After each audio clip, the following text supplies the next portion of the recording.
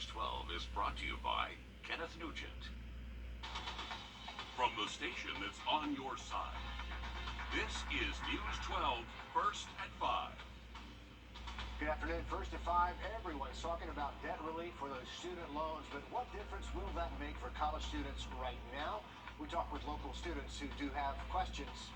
Plus, big changes for new moms and dads in South Carolina. A new bill will give birthing parents 6 weeks paid time off. Non-birthing parents get 2 weeks. The change in policy goes into effect in October. Earlier today, state leaders in South Carolina were celebrating the new law. State House reporter Mary Green has the details. Governor Henry McMaster says this new policy is not just good for South Carolina families, but good for competition and the state as a whole. We want to get the very best people that we can in working, serving our people in state government. We want to have the best public servants. And this helps us compete with private business and private industry. The law provides 6 weeks of 100% paid leave for state employees who give birth to a child and those who are the primary caregiver for an adopted child. State employees can get 2 weeks if they're the parent who doesn't give birth, the parent who isn't the primary caregiver in an adoption, or a foster parent. The new policy resulted from a bipartisan effort among state lawmakers, especially those who represent the tens of thousands of state employees who live in Richland and Lexington counties. We all know the first months after birth are critical to establishing a firm foundation that will impact maternal and newborn health for decades to come. And paid family leave is so important to making that reality for so many families. And some teachers have said they were disappointed they are not included in this new policy, but lawmakers say that's because public school teachers are employees of their school districts, not employees of the state. Democratic Representative Beth Bernstein of Richland County says she does hope to see school boards enact policies that will provide paid parental leave for their staff. Reporting from the State House, I'm Mary Green. Some Democratic sponsors of this legislation say they're going to work to expand the paid leave for up to 12 weeks for state employees. Much more news ahead, but right now, About 10 minutes, guys. Back to you. Georgia Congresswoman Marjorie Taylor Greene swatted again for a second time this week. Swatting is when someone makes a prank call to bring armed officers to a home or business. The Georgia Republican Party confirming on Twitter Wednesday and again this morning. Rome police say the call claimed someone had been shot there multiple times. Officers say Greene told them it was a false report. A Fulton County judge heard arguments today about whether Governor Kemp should be compelled to testify before the special grand jury investigating Georgia's 2020 elections. The governor's office citing multiple reasons for why he should not testify, including the nearness of November's election. Fulton County's district attorney issuing that subpoena after plans for the governor to come in on his own and testify fell through. Now it's up to a judge. Another hiccup in the push to find out why investigators went back to search former President Donald Trump's Mar-a-Lago home earlier this month. A number of media outlets have called for that search warrant affidavit to be unsealed to find out what prompted that unprecedented search. But Thursday, Justice Department officials submitted a plan for what they say they want redacted or blacked out if it does get released. The decision is ultimately up to a judge. President Biden cutting student loan debt by $10,000 each for tens of millions of Americans. New numbers say borrowers in South Carolina owe about $27 billion in student loans. That's the fifth most in the U.S. The average borrower owing around $36,500 with monthly payments around $250. Some economists argue the cancellation could cause more inflation problems with more cash flowing into the economy. They say that could raise demand and in turn raise prices. But students are feeling a little less financial pressure today after that decision yesterday. So how much relief depends on a couple of things. And as our Hallie Turner explains, those students are excited about the break. They still have a lot of questions about it all. Through the last few months when there's been talk of it but no decided decision, I've really had anxiety about it this entire time. Destiny Ware is one of 40 million Americans relieved to know part of her student loans will be forgiven. Looking at my starting amount of $32,000 isn't so intimidating anymore. Under the president's plan, a student could get $10,000 subtracted from what they owe, $20,000 if they received a Pell Grant. Even just a little bit of amount to look at and be like, I get this back. It just honestly is a big step or leap forward into making those payments. Ware, who's been making payments for years, says the loans were never a part of her plan. I was not planning had several scholarships and stuff that was going to pull me through for the most part. But college is expensive, especially for a family with 5 kids. Ware went to a small college for undergrad where the loan was manageable. When she transferred to UGA for grad school, her anxiety rose alongside the price tag. They were only able to offer me like 20% of my total tuition bill, and so I really had to dig into savings. I worked 2 jobs throughout grad school and took full-time hours. Around 8 million borrowers may be eligible to get relief immediately because the U.S. Department of Ed has their income information. I really feel like I'll be able to establish myself as a professional and a savings before I have to really worry about paying off what got me here. But her anxiety remains. I am a little worried about it, especially from, being an employee now and working professional, the tax side of it, what my tax reimbursements and stuff will look like that, knowing I do have student loans. So there's going to be a lot more information coming down in the next couple of weeks, and if you want to sign up to make sure you get all those notifications, you can do that at studentaid.gov. So, it's a big piece of legislation, big news, but lots of questions about it. Yeah, Who and gets what when. And be patient. That website was very slow today with the influx of people signing up, but it didn't crash. It just is slower than usual. I signed up just to see how long it takes today. It took me about 5 minutes to get through all of the spinning circle, the worldwide weight, if you will. Hopefully that will all level out over some time. Georgia's getting a new Hyundai plant, and they're looking for workers to build it. They're hosting a job fair next Monday on the coast, and Monday and Tuesday, that's at the Best Western Premier in Pooler, Georgia. They're looking to fill at least 120 jobs. Heavy equipment operators, truck drivers, foremen, supervisors. They're also offering signing bonuses up to $1,200. We want to have a huge local impact and just help our community grow and make sure that local businesses grow, because when you bring people here and you bring bigger industry like Hyundai coming here, it's going to help your restaurants grow. It's going to help your housing industry. It's just going to make a long impact for many years to come. The job fair will run from noon until 8 p.m. both days. Also, live music out there, and Barnett Southern encouraging anyone with construction experience to make a stop by and check out those jobs. The IRS is giving a refund to people and businesses who were fined for filing their taxes late during the pandemic.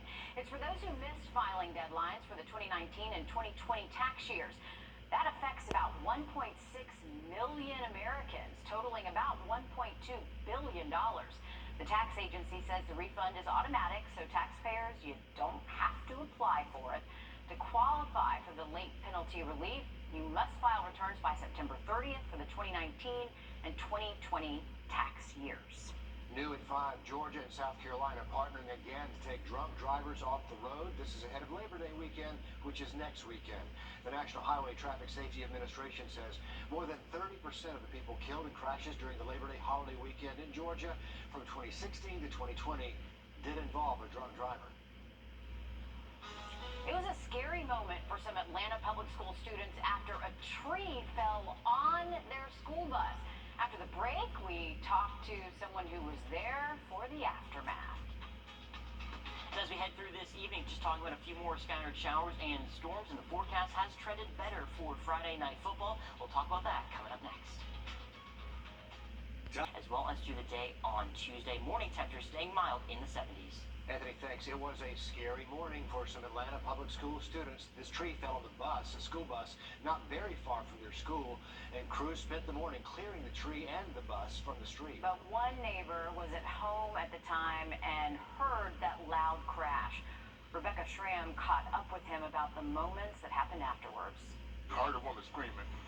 And so I said, okay, it's a vehicle under there. Victor McCoy tells me he couldn't tell at first what kind of vehicle it was outside his home on Beecher Circle. I went over on the side.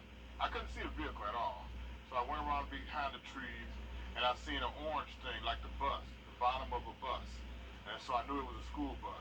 He quickly found the emergency door at the rear of the bus. There was a branch holding, stopping where you couldn't open the door. So my neighbors assisted me to raise it up. Was able to open the door, and it has an alarm on it. And then there was a driver in there that had glass in her eyes, and then there was another lady that was for the children, because I didn't know the children on there. They were quiet. According to Atlanta police, 6 children were on board. They were not injured. The woman explained to me that they were special needs, and then the bus was safe, so we decided just stay in there and until the EMS and them come. Wow, that is such a scary thing. Paramedics had to tend to the bus driver since she did have some cuts on her face, but reports say she'll be just fine. And luckily, the 6 students on board the bus were not injured, but with the ground is saturated out there, a lot of those big trees with weak root systems, those tend to come down.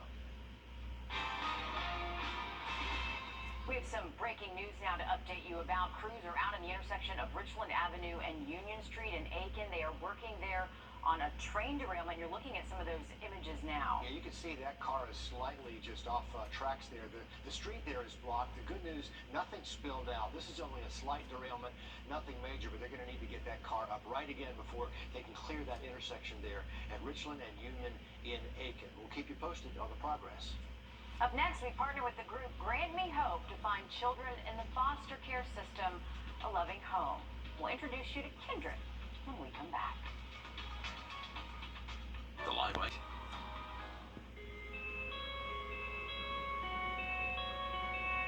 For me, from me.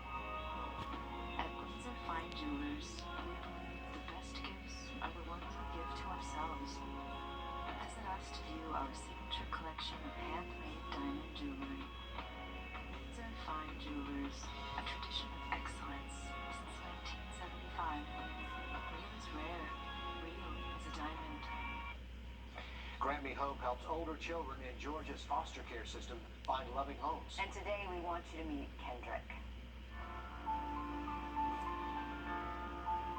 I like playing video games, and I think you learn a lot by playing video games because it can really educate you or teach you a lesson. Just like ABC.com is good for younger children. Hi, my name is Kendrick and I'm 13 years old. I like to go swimming. I like to do all kinds of things with my family. And I'm just really looking for a good family. I just want love. That's all I ever wanted was love.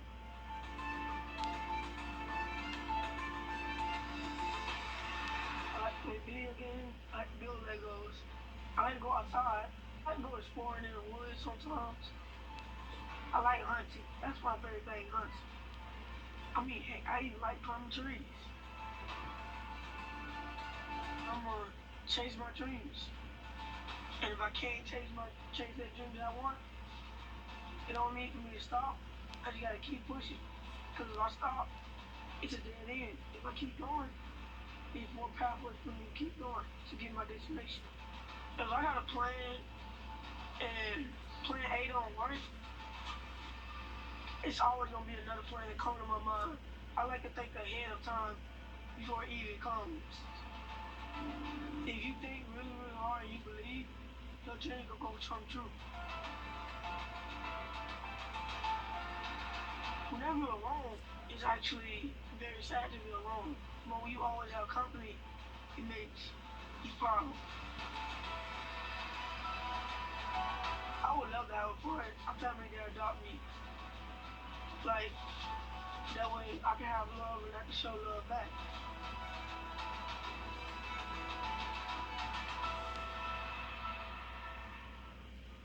If you'd like to know more about Kendrick or any of the other children that we have featured right here on our Grant Me Hope segments, you can go to Wrdw.com. What a solid young man I know. he is. Just go there and search Grant Me Hope, and thanks in advance for doing that. Anthony. All right, guys, as we continue on through the next couple of hours, still just dodging a few hit-or-miss showers here in the Augusta area, and we're trending a little bit drier for Friday night football. We'll talk about that coming up right after the break. Before we go, we just want to say that Ms. Judy Bishop, you just won your very own Plunkett Heating Air Sunshade giveaway. If you want to win your own, just head to our website, Wrdw.com. We announce those winners right here, first at 5 every Tuesday and Thursdays.